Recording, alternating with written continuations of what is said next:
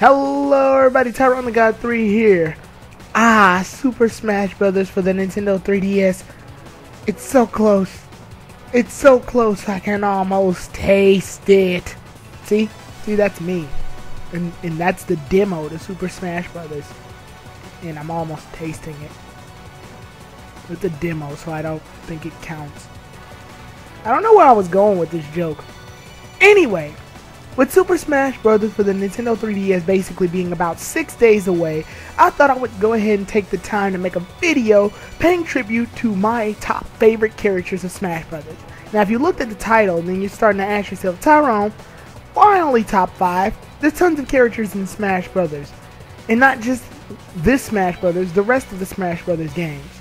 Well, the thing about it is, a lot of these characters were basically, with the exception of 2 of them, were basically in all of the Smash Brothers games, and these are the characters I really only use. Like, the other characters are interesting in their own rights, don't get me wrong, but these 5 are basically the 5 that I mostly use in Brawl. Another rule is that I won't be using characters from the new Smash Brothers game, obviously, because, you know, the new game hasn't come out yet, and it's kind of unfair to, like, really put them up, because Mega Man and the Villager are the only ones I've gotten to really use. Haven't gotten to use Greninja, Little Mac, Rosalina, or the others. So I think it would be unfair to like go ahead and put them up here because I haven't really got the chance to use them yet. So yeah. Also, like I'm not very competitive. I'll say that right now. I'm not competitive. I'm not one of those giant competitive heavy, oh I gotta put everything in a tier list type people. So, don't be surprised if these characters are on this list not because they're the greatest characters, it's just because I personally like my experience using them in Smash Brothers games. So, without further ado, let's get this started. I'm here, you guys. Hi. Oh, you again? What are you doing back? Oh, I think you know. This is a top 5 video. And I got that unsubscribe button ready. I thought you unsubscribed anyway. Well, yeah, but then I subscribed again. Really dropped the ball there, didn't you? Shut up! Let's get started. Number 5. The Blue Blur himself, Sonic the Hedgehog.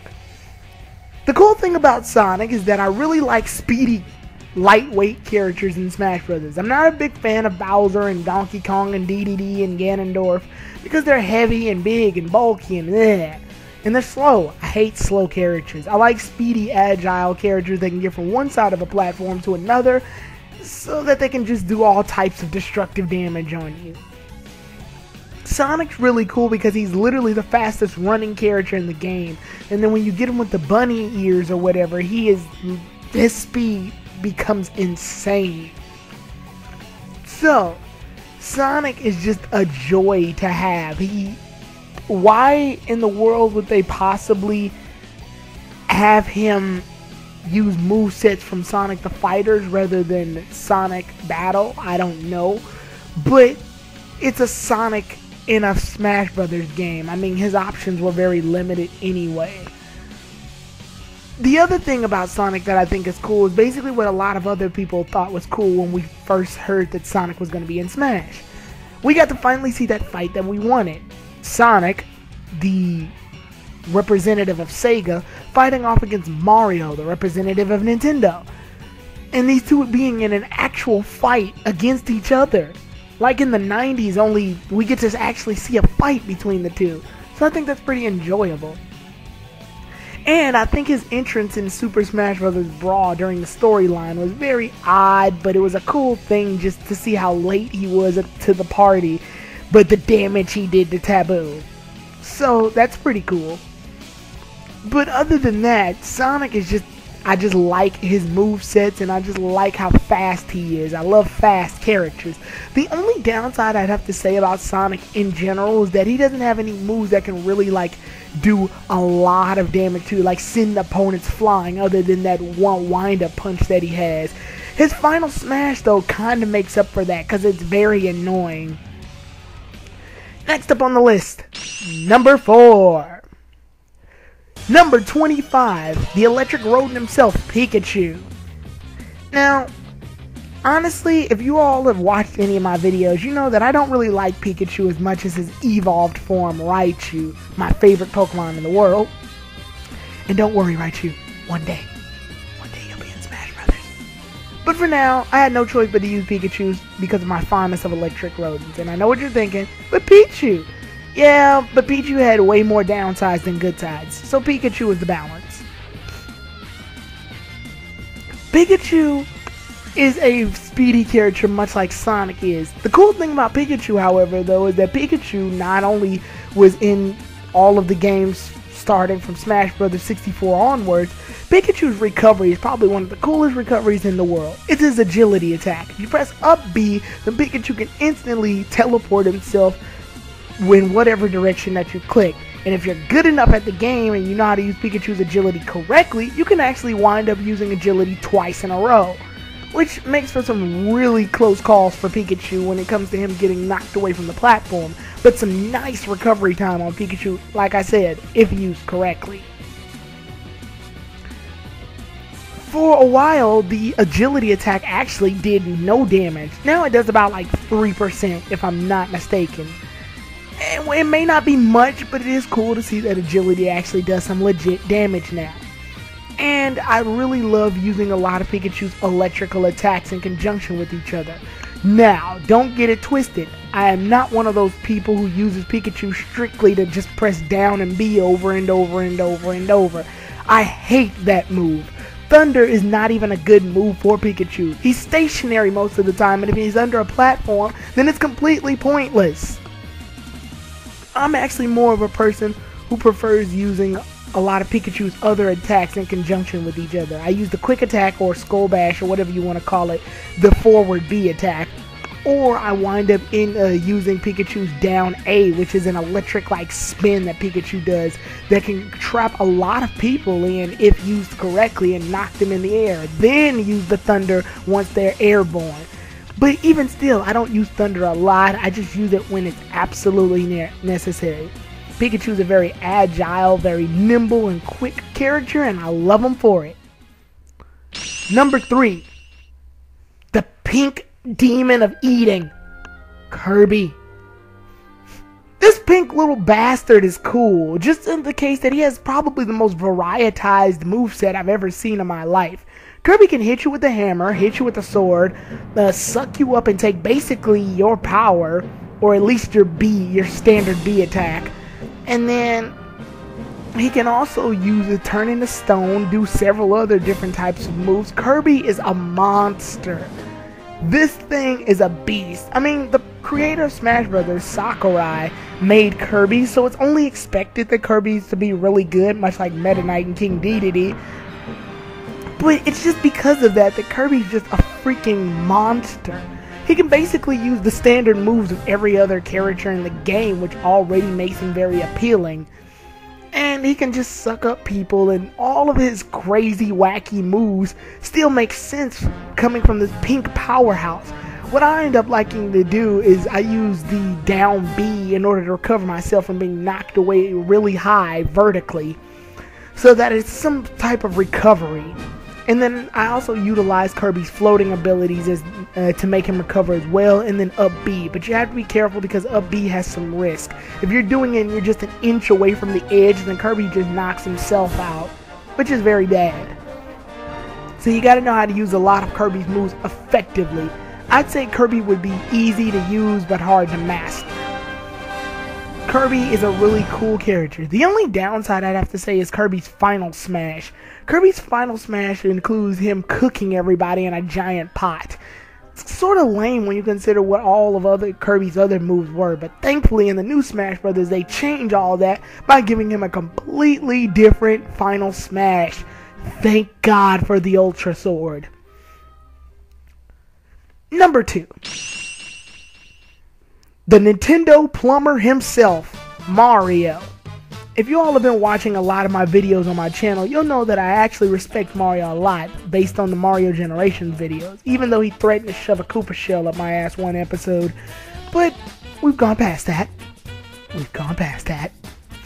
Anyway, Mario is a very basic character, so a lot of people are probably wondering, oh my god, Tyrone, really? Mario? Get out of here!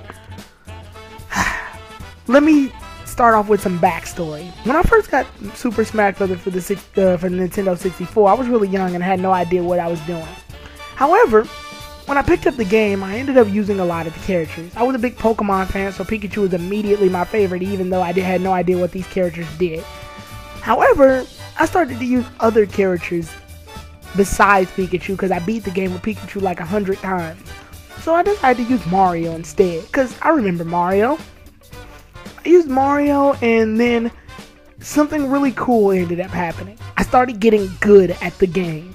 I don't know how to explain it, but when I used Mario, a lot of basic attacks that Mario has were just good enough for me to use with him to make him an effective character.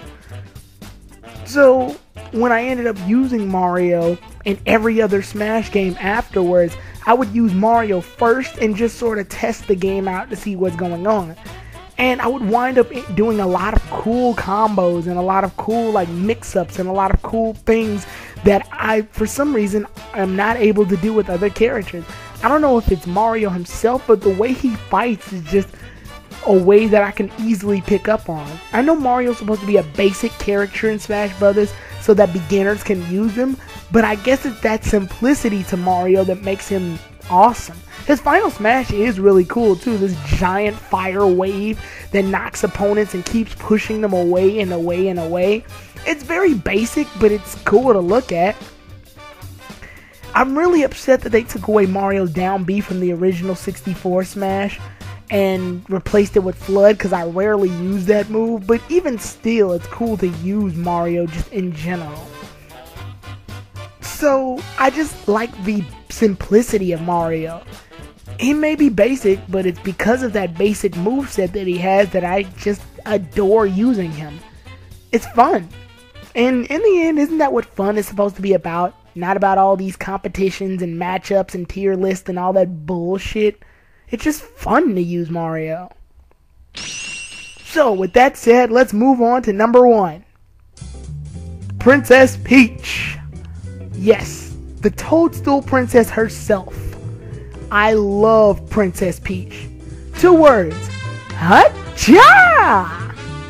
The butt bump is one of my most favorite attacks in Smash Brothers. Only because of how ridiculous it is. But not even just the butt bump. Princess Peach has a very random moveset, even if you use it the exact same way as everyone else's. Princess Peach has the exact same buttons you use for her moves as everybody else's. However, her moves change depending on situations. Using the forward A a lot can cause it to do a lot of different things. Forward A can either make a tennis racket, a frying pan, or a golf iron cast. Golf club. Had an idiot moment for a second there. Anyway, and then she can also pull turnips out of the ground and throw them at you. Nothing really special about this move. I like using it because it's just a projectile to throw at the enemy. But other than that, Princess Peach's turnips can change depending on which one hits you. And if a certain one with a certain face hits you, then it can have certain effects on the opponent, which makes it a very cool move. Princess Peach's results to each of her moves are very random depending on which attack she does at which times. And then also one of the most satisfying things about Princess Peach is that if you can use her correctly, you can wind up doing this cool floating combo and double kicking the opponent for some massive damage that'll build up later and later and later. Another cool thing about Princess Peach is her crown spike attack. For some reason, it does so much damage. It's just like hitting you with a crown seems to be the most effective way to get rid of a lot of opponents when they're on the edge or trying to recover. And if used correctly, it's one of the most satisfying moves in Smash Bros. The only downside about Princess Peach is that she doesn't have any moves that like can automatically wipe you out unless you are counting on that move after several other failed attempts. But I love her final smash. Sending everybody asleep and potentially healing her from damage is a very satisfying thing to do. So with that said, Princess Peach was my absolute favorite, and I'm so glad that she's in the next Smash Brothers. So, with that said, what are your favorite characters? Leave them in the comment section below, and I'll see you all then, everybody. Tyrone the God 3 out.